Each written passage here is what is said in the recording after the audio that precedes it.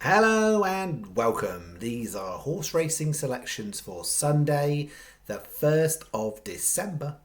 I am flatcapcallum and I'm hoping you're all very, very well. Alright, I wasn't really sure if I was going to play Sunday and I thought, well, I'll have a look. I know there's a couple of decent field handicaps at Fairyhouse.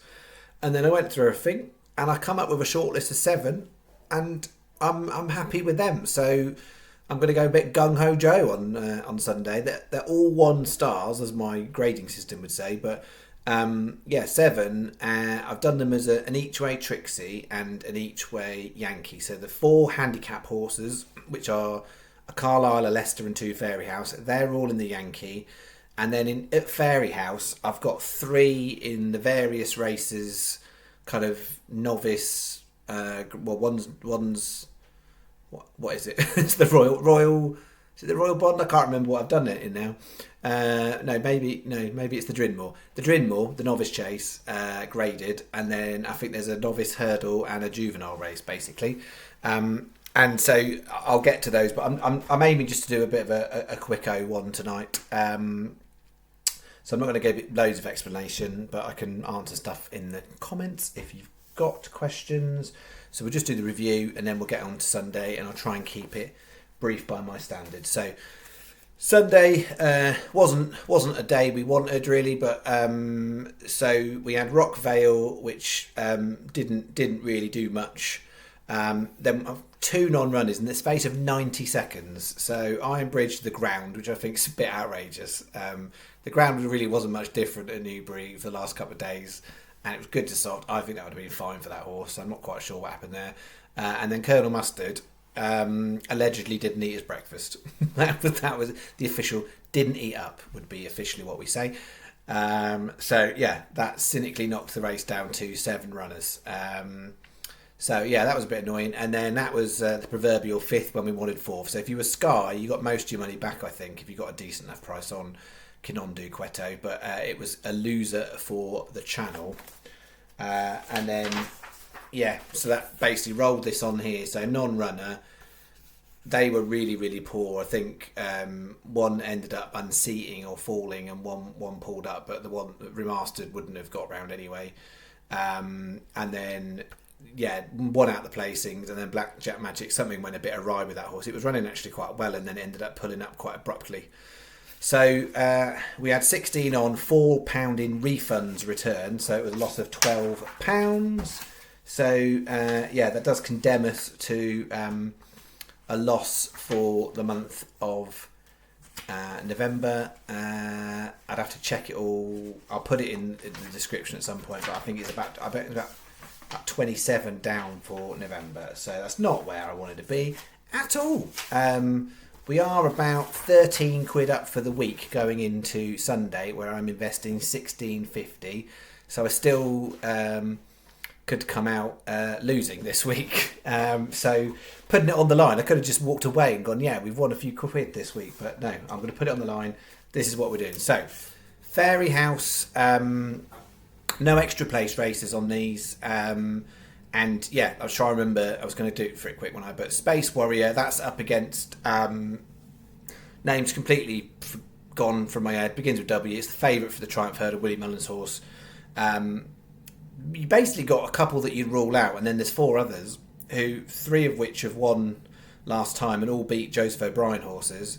And I'd make Space Warrior quite close in terms of, I think it's probably the second best of those on what it's done.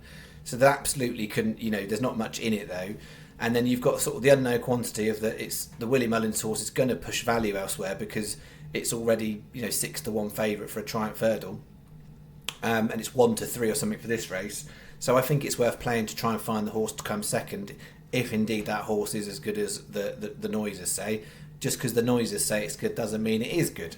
You have to see it on the track. We've seen a few of those examples. On Saturday, Mystical Power was an absolute flopper. So we'll try Space Warrior at 12s, and then we're going to 135 Toon Civator. There's a lot of Mullins horses in that race, and it's one of those ones where it's a bit tricky because which is the right one to be on? This is the one that Danny Mullins has chosen. I've all got Danny Mullins on Space Warrior too. But yeah, it's come from the handicap ranks, so it's much more exposed than the rest of them. But it's done it on the track to a better standard than almost everything else in the field. So I think there's some value in the price to try. So Tunes of 8 are 16s, and then 205. It's an interesting one, that Dremel. So rather, that one's dominated by Mullins, that one's dominated by Elliott, and she could be anything. I mean, you can't knock the form. It's won its last bunch of races, and it seems to be fine chasing. Again, similar to this one, much more exposed than the rest of them, but actually it's done it already. So I think from a price point of view, it's just, you know, the market's been priced up for what the other horses are supposed to be able to do or likely to do, as opposed to these two represent actually the form on the pitch, if you like. So that's what we're going with here. So 25p. Oh, it's not a Yankee, is it? What am I doing? Oh no, I haven't got a Sharpie here, but I think we all know that it's a Trixie. But just to be absolutely clear, not a Yankee, it's a Trixie. I've only done it a smaller stake one, and I've done the single slightly smaller stake just because, as much as they've come out 1 star, the fact that this is one of many Elliott horses and that's one of many Mullins horses and that's juvenile form, it's a little bit Trixie. So 25p each way Trixie, so it's £2 each way doubles and trebles, and 350p each way singles. No bookie advantage with these because we are 2, 3 and 2 places. £5 a bet, that's bet 1. Alright, main bet. We've got this. So we got 105 Fairyhouse, won last time, History of Fashion, had a good record at Dam Royal, and sort of came from a bit of oblivion to win that race as far as the form book would be concerned. The other place it's run well is over course and distance at Fairyhouse, and it was second in this race last year off £3 lower, and it was comfortably second, and it's clearly in form. So I think there's no reason, well, other than the fact that the horse can run inconsistently at points, but at certain tracks, at 3 mile 5 at Fairyhouse, it's run competitively both times. So if the horse, unless the horse has got an eagle, it should, I think, back up that last run, and it wouldn't run competitively. So History of Fashion's in 1 star. Wouldn't surprise me if it drifted in the market though, 16 to 1. Then we've got the 115 Leicester, it's 8 runner exactly, so we want it to hold to 8 to get the best opportunity from a place terms point of view. But Anti-Bridgie is the rank outsider, but not in my book. 1 star, 25 to 1.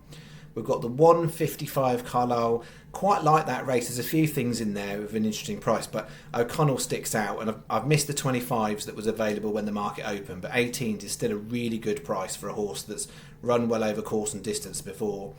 And then the 310 Fairyhouse Media Naranja, 20 to 1 is also a 1 star. All 1 stars, all 7 are today. 25p each way Yankee, that's £5.50 for that bit.